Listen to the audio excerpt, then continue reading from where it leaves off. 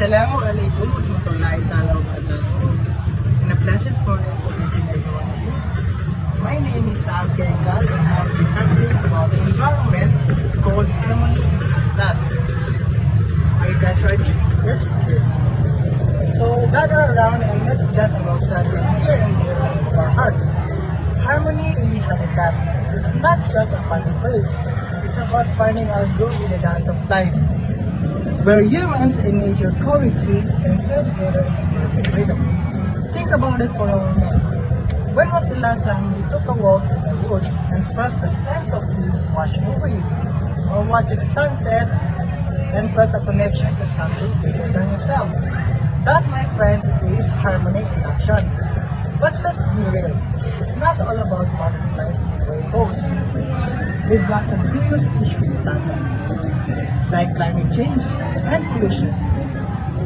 Our habitat is struggling, and it's up to us to lend a helping hand. So how do we find our way back to harmony? It starts with respect for the land, the creatures that call it home, and each other. It means taking care of our planet like it's the only one we've got. Well, obviously it is. It's not just about what we do, it's about how we do it. We have to work together. Folks, collaboration is the key. Whether it is planting trees, cleaning up beaches, or advocating for policies that protect our environments. But let's not forget about the little things, like turning off lights when we leave our home, or recycling our cans and bottles, and choosing sustainable products. Every little actions adds up to make a big difference. But here's the thing.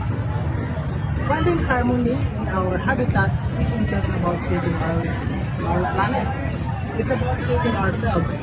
Because when we live in harmony with nature, our hearts lighter, our spirits brighter, and our communities stronger. So let's get to work and let's make a world where harmony in the habitat isn't just a dream. It's our reality. Guys, let's make it happen. That's all. Thank you for watching.